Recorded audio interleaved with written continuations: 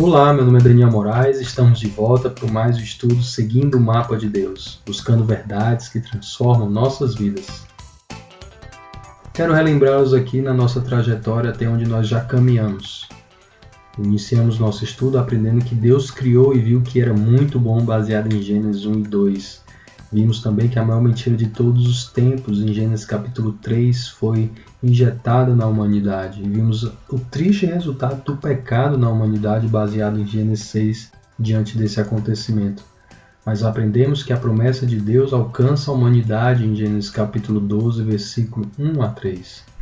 Aprendemos as evidências do Messias, do prometido de Deus que viria abençoar as nações. Ele tem como característica o resgatador, baseado em Êxodo. Também aprendemos que ele é um Deus presente por meio da história e da presença do tabernáculo no meio do povo de Israel. Também aprendemos sobre o profeta maior que viria, a ele que os homens deveriam dar ouvidos, baseado em Deuteronômio capítulo 18, versículo 15, 18 e 19. Nesse estudo hoje aprenderemos que esse Messias, o prometido de Deus, ele seria o rei das nações. Isso baseado no livro de 2 Samuel, capítulo 7. E falaremos também de Daniel, capítulo 7, sobre o Filho do Homem. Assim, quem será o Salvador? Nós, busca por evidências, estamos caminhando pelo Antigo Testamento, buscando essas verdades. Até agora, então, aprendemos algumas evidências que o descendente prometido por Deus em Gênesis capítulo 3, versículo 15, revelaria. Temos a identidade dele revelada nas Escrituras. Aprendemos justamente que ele é o Cordeiro por quem Deus trará a redenção. Vimos também que ele é o profeta por quem Deus falará ao mundo. E ele também é a habitação de Deus por quem Deus se fará presente. Então já caminhamos e vimos tudo isso na nossa trajetória. Agora vamos analisar mais duas evidências que são centrais para a compreensão conforme as Escrituras. A nossa quarta evidência hoje é o rei por quem Deus governará o mundo. Nossa passagem se encontra em 2 Samuel, capítulo 7, versículo 12, 13 e 16. Esse é o nosso texto de base para a gente compreender essa verdade sobre o Messias.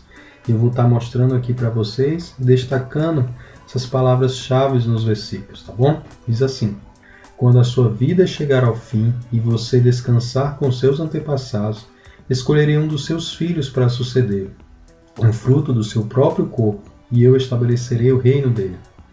Será ele quem construirá um templo em honra do meu nome. Eu firmarei o trono dele para sempre. Quanto a você, sua dinastia e seu reino permanecerão para sempre. Diante de mim, o seu trono será estabelecido para sempre. Queridos, aqui nós estamos vendo Deus falando a Davi, uma promessa muito importante no Antigo Testamento. E que você pode observar que essas palavras em destaque, estabelecerei o reino dele, eu firmarei o trono dele para sempre.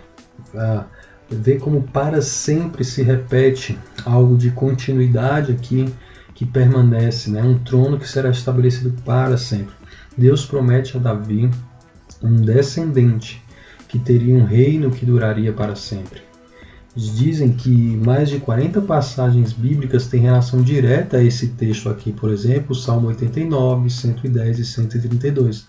Então essa passagem registra o estabelecimento da aliança que é chamada aliança davídica, que é uma aliança incondicional feita com Davi, rei de Israel, diante de Deus. Então nós temos uma promessa muito importante, uma aliança incondicional. Quando se diz incondicional é que não tem condição para que Deus o cumpra, Deus fará a aliança se cumprir. Deus prometeu a Davi um rei, cujo rei terá um trono que será para sempre. Agora, o que essa promessa diz? Quero destacar para vocês dois importantes aspectos da promessa para o nosso estudo.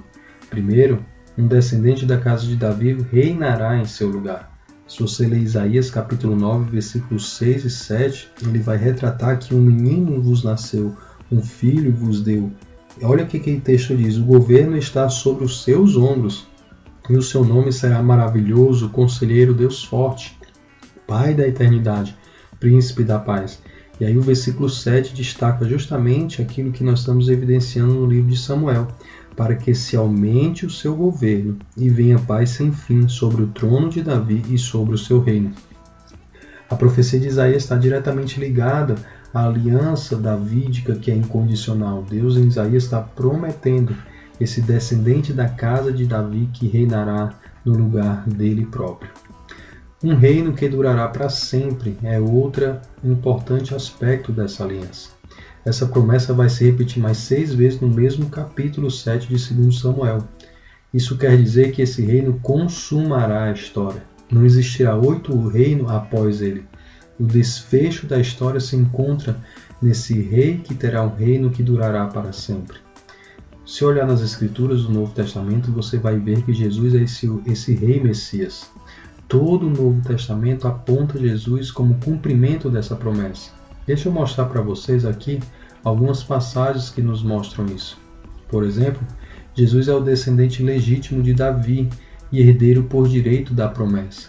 Alguns textos aí como Mateus capítulo 1, versículo 1, o de Lucas capítulo 30 a 33, Romanos 1, 2 e 3, Hebreus capítulo 1, versículo 8, são textos que podem te ajudar a verificar isso. Mas eu gosto bastante de Romanos capítulo 1, versículo 2 e 3, ele vai tratar justamente que Jesus ele é o herdeiro direto de Davi.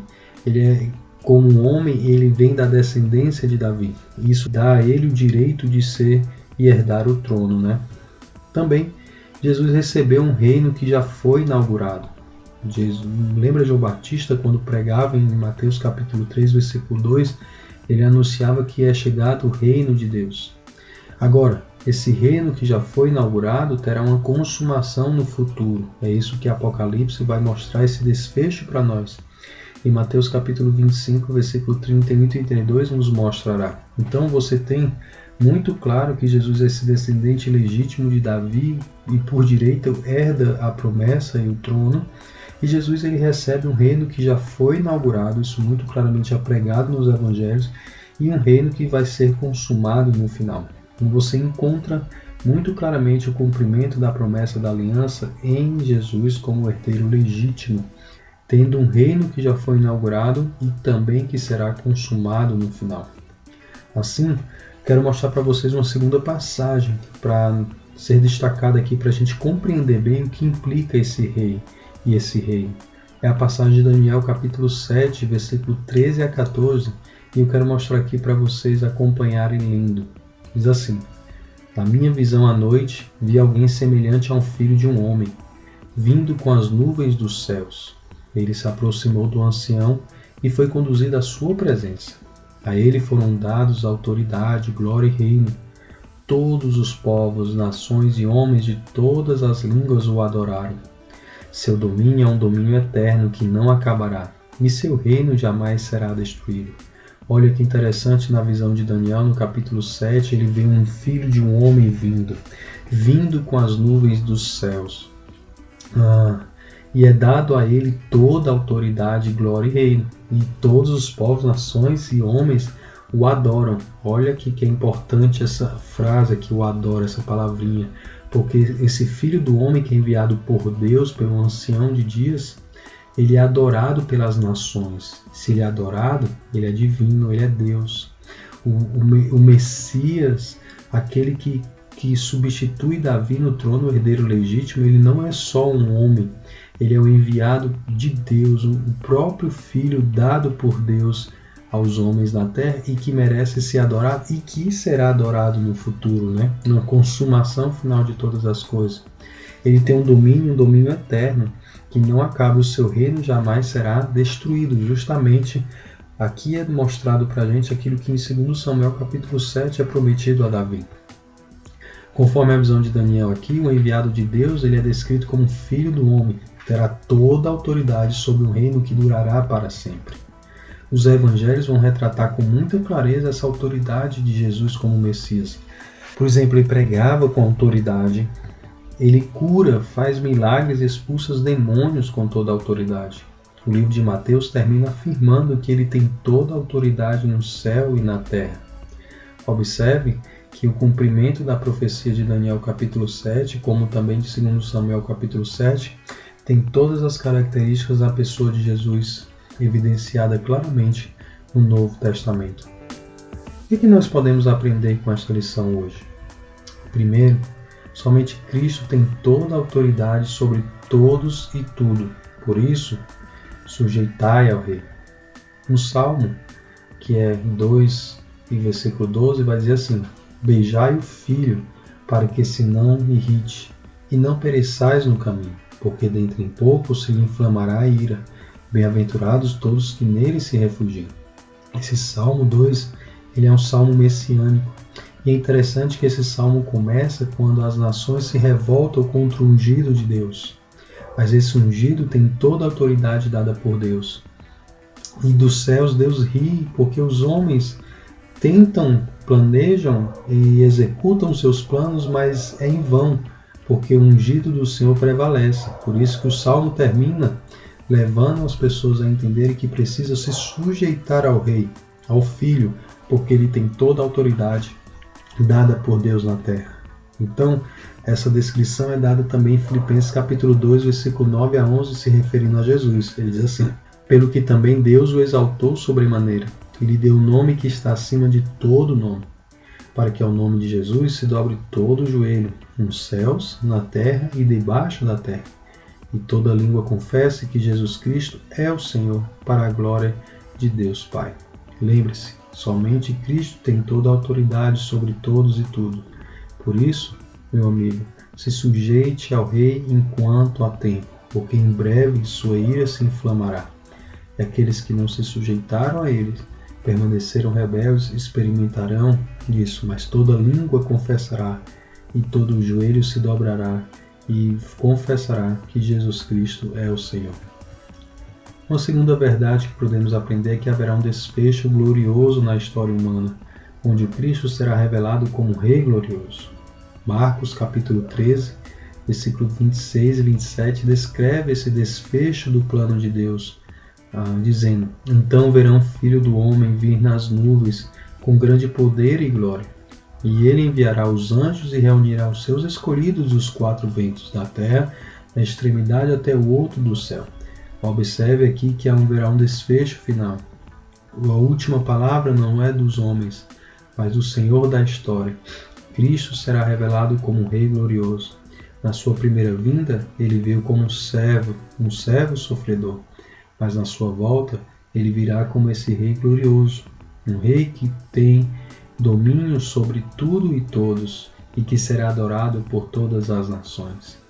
É tempo de entender e saber que a nossa história hoje, minha história e a sua, no tempo presente, é conduzida para uma história muito maior de desfecho, onde Deus, o Cristo, será revelado como o glorioso.